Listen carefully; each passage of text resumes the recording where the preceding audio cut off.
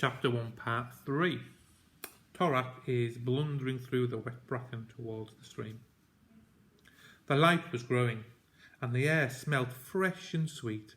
Around him the trees were bleeding, oozing golden pine blood from the slashes the bear had inflicted. Some of the tree spirits were moaning quietly in the dawn breeze.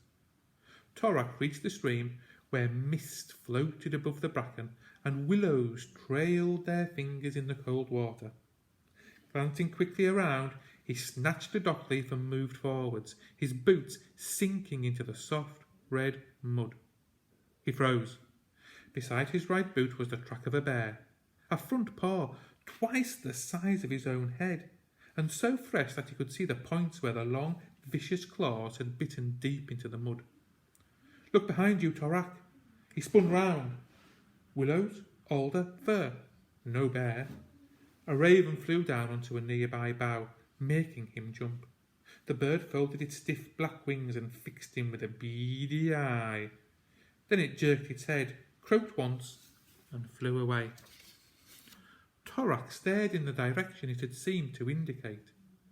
Dark hue, dripping spruce, dense, impenetrable. But deep within, no more than 10 paces away, a stir of branches. Something was in there.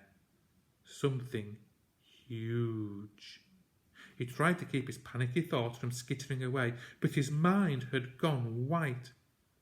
The thing about a bear, his father always said, is that it can move as silently as breath.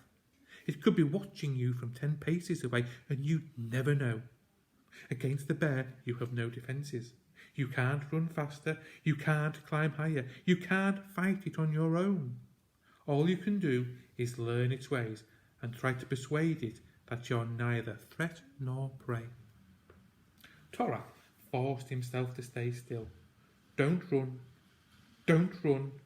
Maybe it doesn't know you're here. A low hiss. Again the branches stirred. He heard the stealthy rustle as the creature moved towards the shelter, towards his father. He waited in rigid silence as it passed. "Coward!" he shouted inside his head. "You let it go without even trying to save Far." But what could you do, said the small part of his mind that could still think straight. Far knew this would happen. That's why he sent you for water. He knew it was coming for him. "Torrak!" came his father's wild cry. "Run!" Crows burst from the trees. A roar shook the forest. On and on till Torrak's head was splitting. "Far!" he screamed. "Run!" Again the forest shook. Again came his father's cry. Then suddenly it broke off.